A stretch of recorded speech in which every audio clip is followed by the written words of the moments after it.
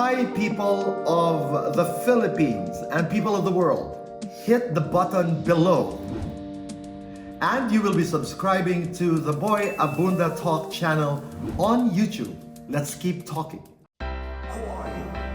Who are you when no one's watching? Who are you when no one's watching?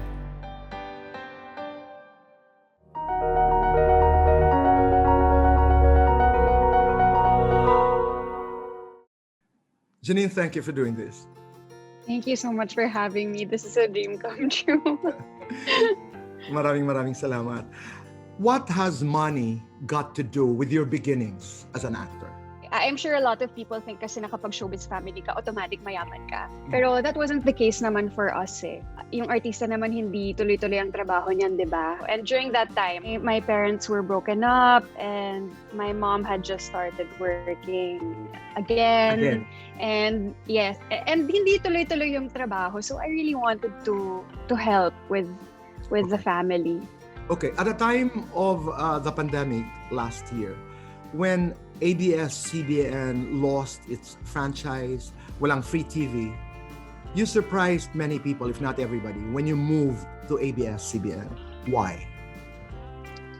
It's something that I had been planning to do na po talaga, Tito Boy. And I was surprised with the reaction when I did get to do it, na sinabi nung tao na ang tapang nung ginawa ko, and kakaiba na lilipat siya kung kailan walang prangkisa, walang channel. When I didn't even consider that, I just really wanted to be part of the network. From my research, there are two things that you're averse to. Number one, you do not like the idea when people say you are part of the show because of your showbiz connections. Number two, she's been cast because she's beautiful. So when people say, anak ka pala ni Lot Lot, how do you react to that? I am proud to be part of this family, and I love them all so much, and I admire them all so much. Ang hinahangad ko lang is sana wag lang yun yung mapansin nila. Wag lang sa akin. huminto. Yes. You've been working hard at it. Nakikita namin bilang audience, lalo na ngayon because you've been getting a lot of really, really good roles. Yes, I think yun din po talaga yung tinrabaho ko, Tito Boy, na, I want to be worth more to my family and to other people. I was watching Elise and you were attacking it as you. You're just brilliant in your own way. Not your mother's way, not your tita's way, but in Janine's way. Yes. And I'm just so glad you have taken that path. So when people Yeah. say you're beautiful, you don't necessarily take this as an advantage. I can't deny that it is an advantage. Pero when I was also starting kasi, whenever I would have a TV show that would come out and then yung reaction sa Twitter is maganda ako, pakiramdam ko kulang yung ginawa ko.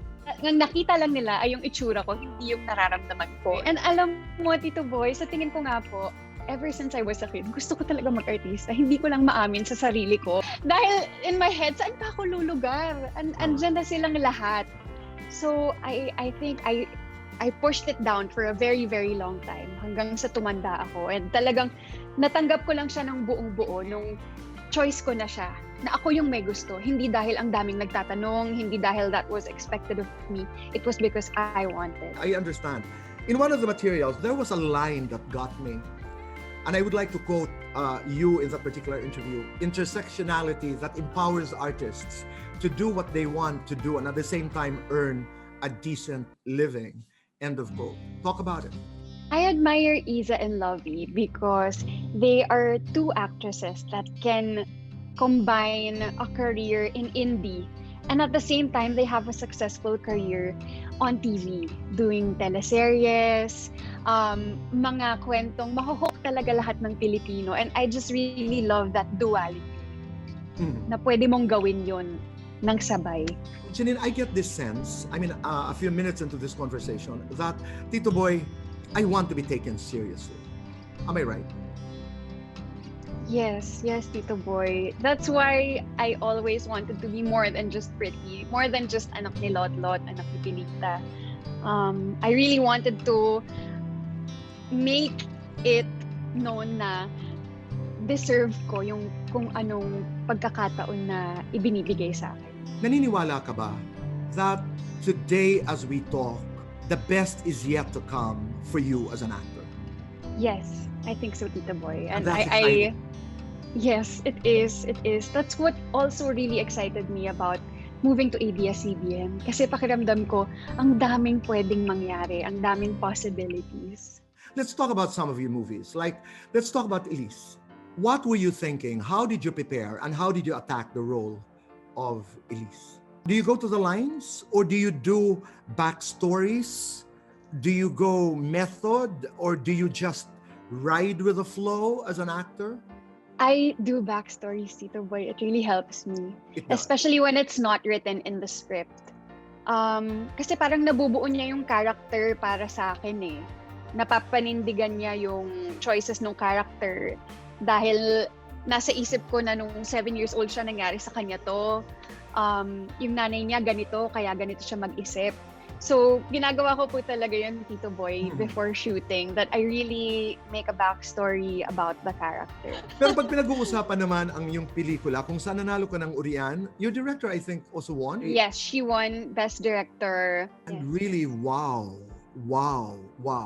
Favorite scene in Babae at Baril? There's one scene po, Tito Boy, na gusto niyang bumili ng napkin sa sari-sari store. Mhm. Pang ilang balik na niya doon, hindi siya pinapansin ng tindero. Tapos, hinugutan niya ng baril. Parang hindi na niya kinaya. So, that's one of the scenes that I really enjoyed. I was really fascinated when I was told that you're a big fan of the great Jane Fonda. She was quoted to have said, "Get inside the skin of your character, empathize, be compassionate."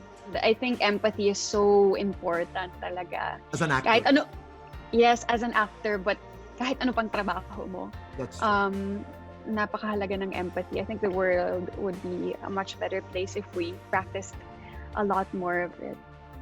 In one of her interviews, I caught her also saying, when she was asked if how much prep does she do before taking on a role, sabi niya, well, I prepare, I don't prepare. I think I understand what Jane Fonda was saying, na parang you prepare right before the film up to a certain point. And then when you get there, when they yell action, kailangan burahin mo na lahat ng preparation na iniisip mo dahil dapat nandun ka na. That's being in the moment. That's being present. That's allowing yourself surprises. You come home, you see your mom. Are you able to talk about your work? Yes, I always talk to my mom about my work because she will tell me the truth. Minsan, ite-text ko siya from the set na, "Ma, hindi ko maramdaman to, ganyan. And she'll give me advice. And I'm so grateful for that na pareho kami ng trabaho. Wonderful. Here's another thing that the great Jane Fonda said. To be a revolutionary, you have to be a human being. You have to care about people who have no power. I agree. Minsan kasi it's easier to distance yourself or to ignore certain situations dahil hindi ka naman involved or hindi naman yun yung pinagdaraanan mo. Pero with what she said, it speaks a lot about how being a person means being in a community. A citizen. Yes.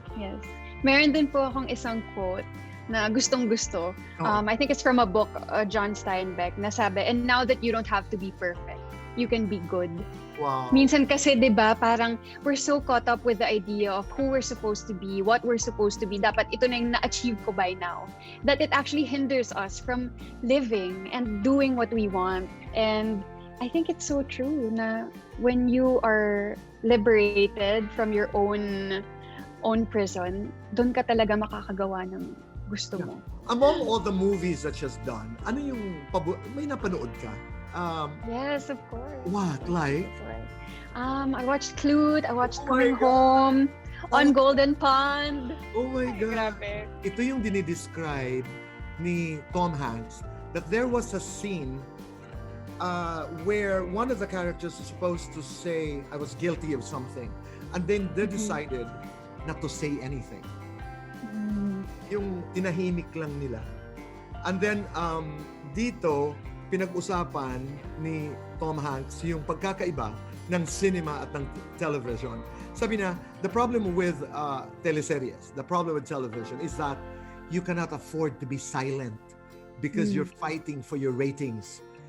On cinema, you can enjoy quiet. and silent. Yeah. Do you feel that? When you do your teleseries, hindi ka pwede masyadong underacting kasi kailangan makita ng tao ang kwento kaagad? Opo, Tito Boy. Tsaka 'di ba pag teleserye, sasabihin mo talaga lahat. Kahit yung pangalan ng kausap mo, mga 10 times mong sasabihin. But understandably, it's a different medium, 'di ba? Yung pwedeng merong ngayon lang nakapanood, week 6 na. So, kailangan makahabol sa kwento. And soap opera nga dahil ginagawa mo siya habang naglalaba ka or 'di ba, diyan nag-umpisa yan. So, it's totally different. And that's why I always wanted to do a lot of movies dahil ibang-iba yung atake, yung storytelling. It's so different. In one interview, Janine, you were quoted also to have said that fame does not make you happy. My question is, what makes you happy?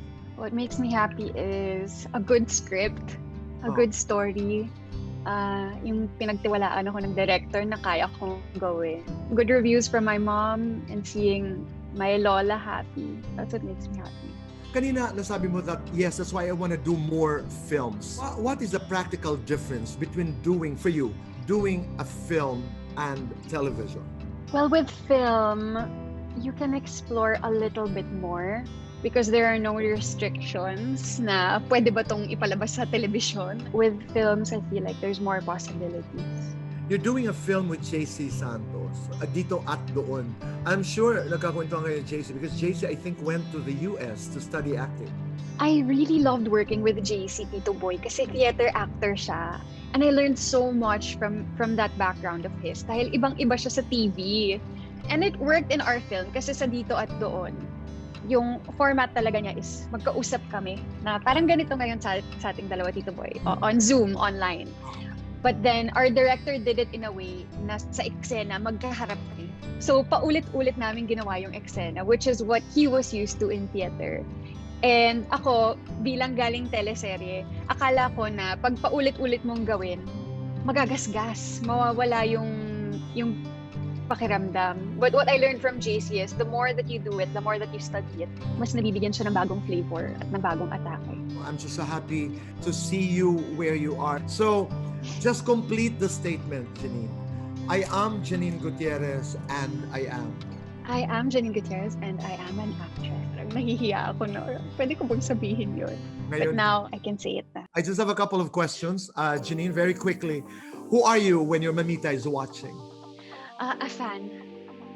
Who are you when you read messages from trolls? Above it. Who are you when you're drinking with your best friends? A riot. Who are you when you're at home in Fairview? An ate. Who are you when you're in Siargao? Free. What song are you dancing to when no one is watching? I've just seen a face by the Beatles. Yeah. What do you pray for when no one is watching? Time. What are you drinking when no one's watching? Beer. Who are you when no one is watching? A dreamer. Thank you, Janine. Keep dreaming. Maraming salamat for your time. Thank you so much, Tito Boy. I'm so happy to have spoken to you. Maraming salamat.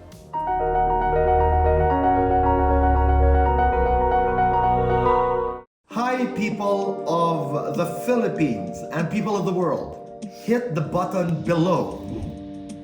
And you will be subscribing to the Boy Abunda Talk channel on YouTube. Let's keep talking.